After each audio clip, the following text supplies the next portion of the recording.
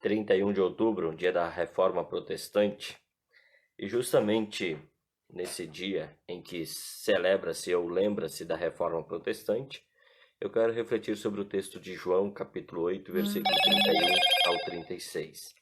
Disse, pois, Jesus aos judeus que haviam crido nele: Se vós permanecerdes na minha palavra, sois verdadeiramente meus discípulos, e conhecereis a verdade, e a verdade vos libertará. Responderam-lhe: Somos descendência de Abraão e jamais fomos escravos de alguém. Como tu dizes, sereis livres? Replicou-lhe Jesus: em verdade vos digo que todo que comete pecado é escravo do pecado.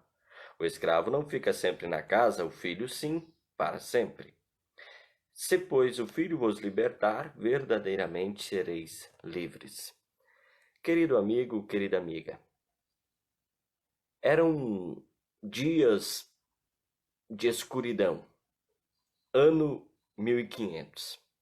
E esse período aí do ano 1500, aconteceu a reforma, ou começou-se em 1517, depois houve 30 anos, né, de grandes lutas em prol daquilo que ali havia sido desencadeado. Então, 1500 era o período da Idade Média. Muitas descobertas estavam sendo feitas, entre elas o Brasil. Mas o homem, é verdade, o homem em si, ele vivia numa grande crise espiritual. A igreja, que era quem havia sido enviada por Deus para libertar o homem dessa crise espiritual ou tirar o homem da escuridão espiritual, pois bem, ela apresentava um Deus irado e bravo. Todas as coisas que as pessoas faziam, todas as coisas que eram feitas, se fazia para agradar esse Deus irado. O que eu posso fazer para acalmar esse Deus? Aí então houve a introdução das relíquias, houve também a questão das romarias, missa aos mortos, oferenda aos mortos, isso com o objetivo de salvar os mesmos. E claro, a igreja também arrecadar muito dinheiro de maneira especial para a construção ou para pagar o empréstimo que havia sido feito para a construção da Catedral de São Pedro. Ainda havia também a venda das indulgências. E a venda das indulgências era feita em nome da fé. E é dessa maneira o povo vivia sufocado. Cristo, naquela época, deixou de ser o centro. A salvação do ser humano, ou pelo menos acalmar a ira desse Deus bravo, era necessário a realização de boas obras. Só que essas boas obras estavam sendo praticadas por pessoas que não conheciam a graça de Deus em Cristo Jesus. E nós vemos pela carta aos Hebreus que sem fé é impossível agradar a Deus. Se as pessoas faziam, elas o faziam por puro medo, por puro desespero, e com toda certeza isso não agradava a Deus.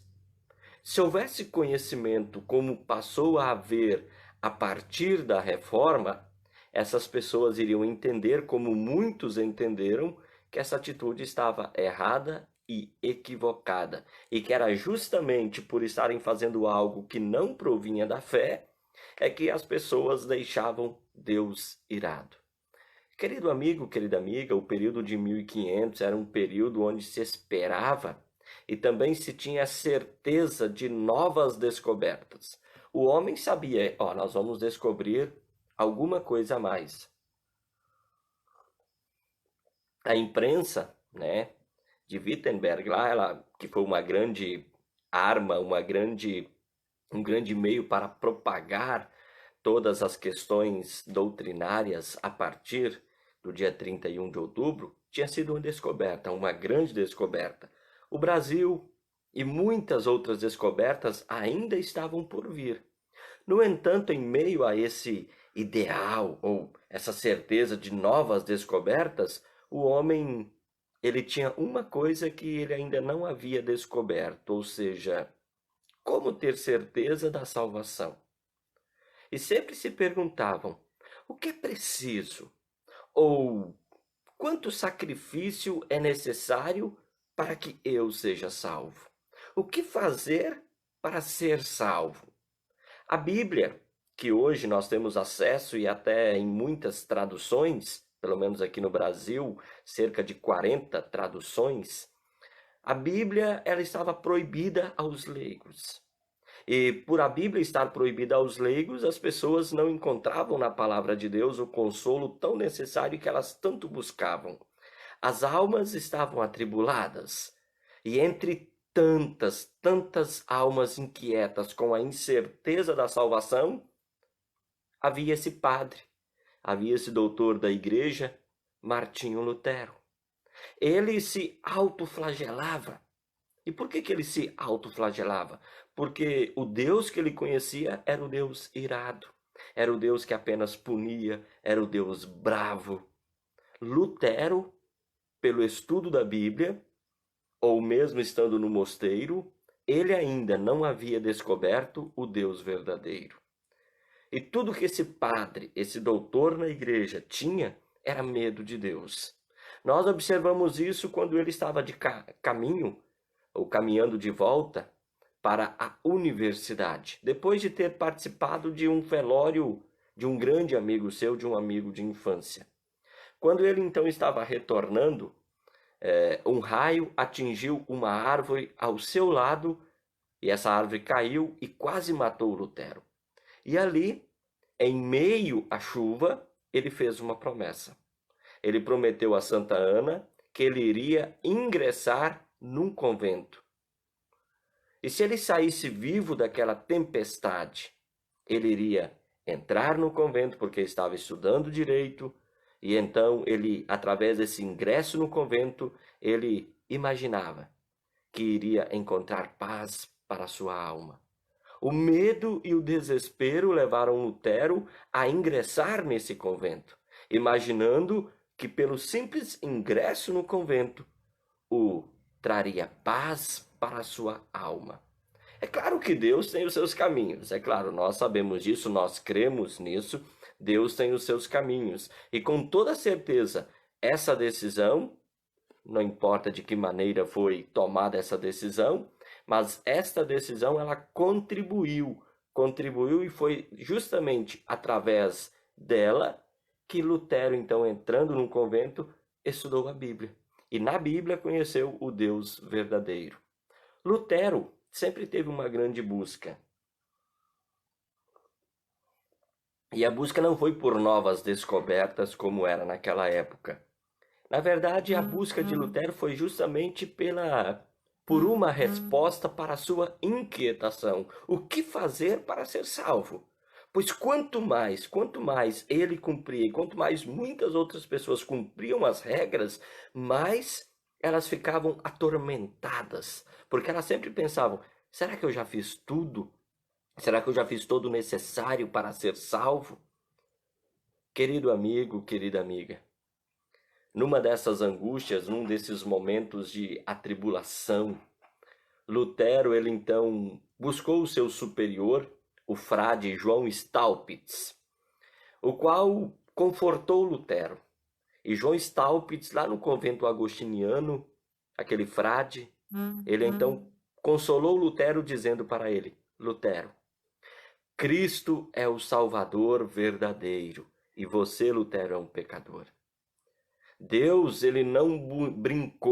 não brincou ao entregar o seu filho por nós.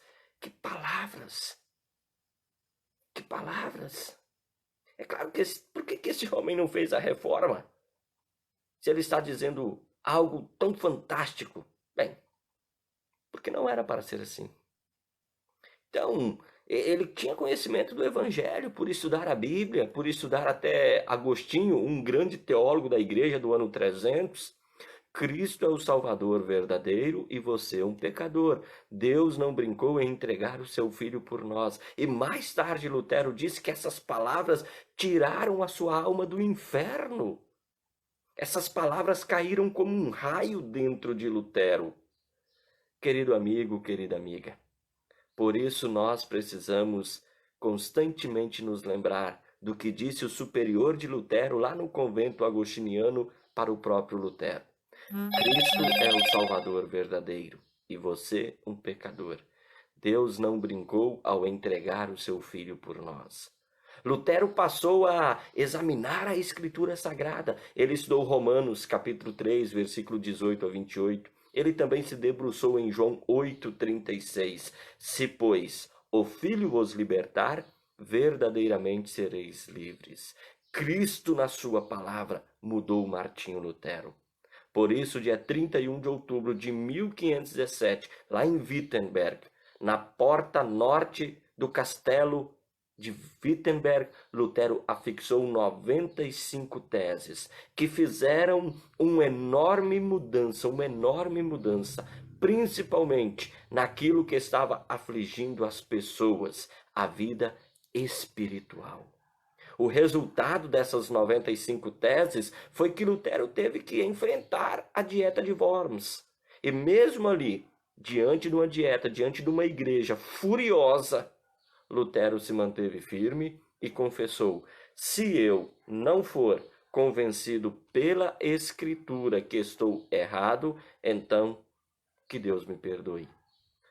Querido amigo, querida amiga, Lutero sempre se considerou um servo de Cristo.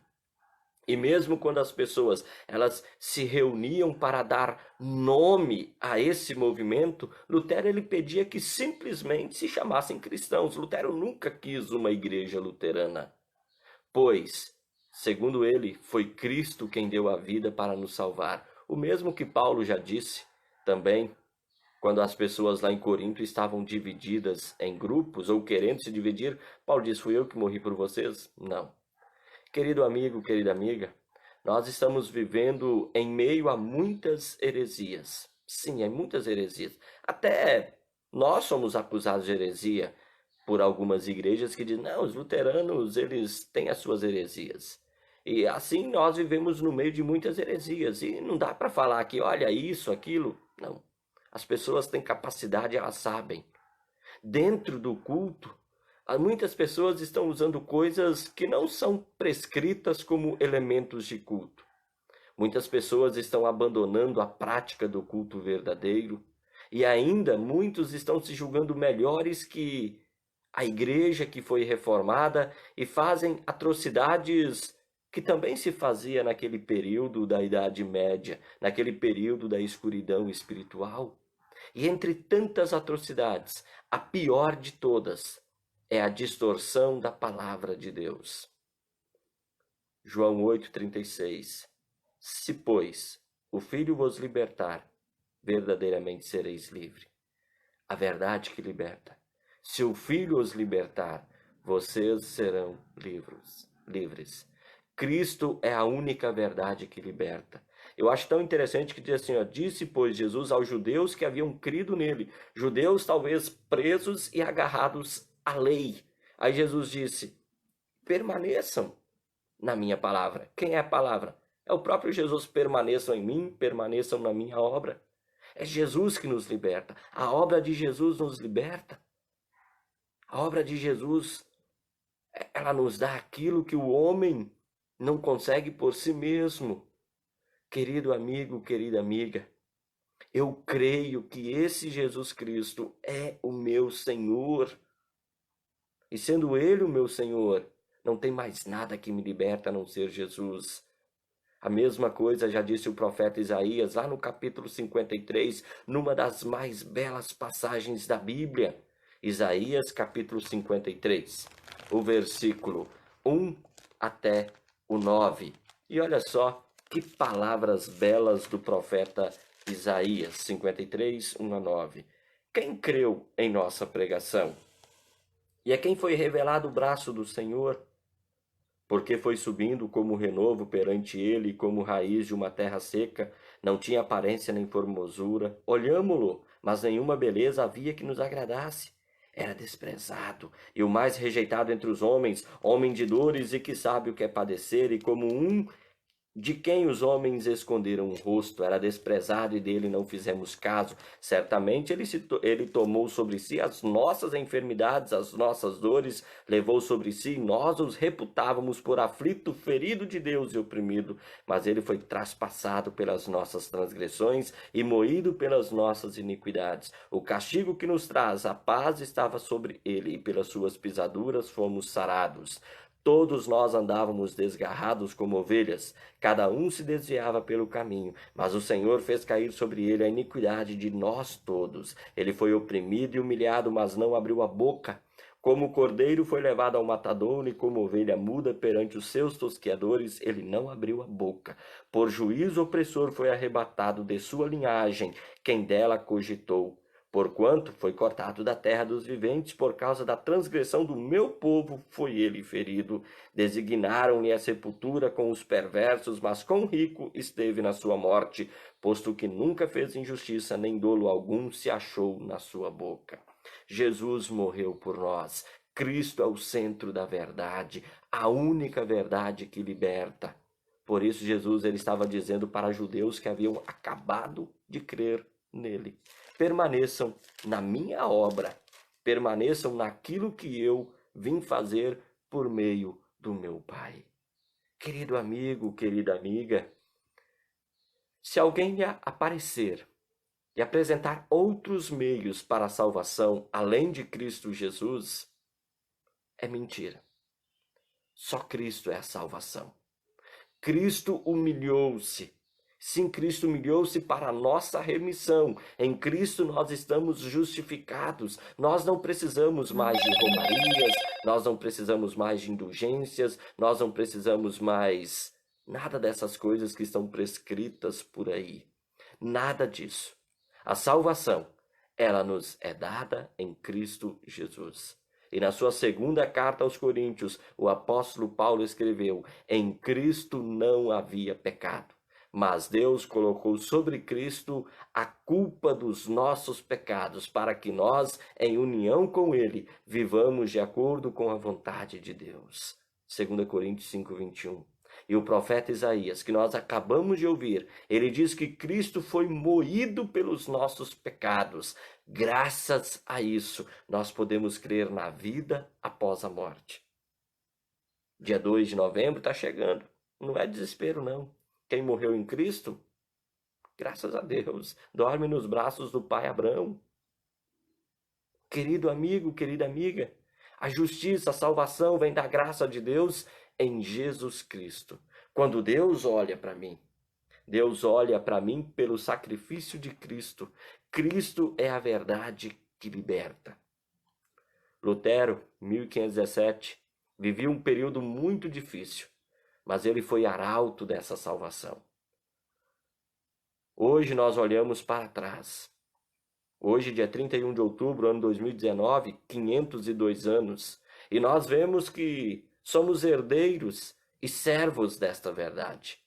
Nós não podemos arredar nenhum milímetro que seja desta preciosa verdade. E a verdade é: se o Filho os libertar, vocês serão, de fato, livres.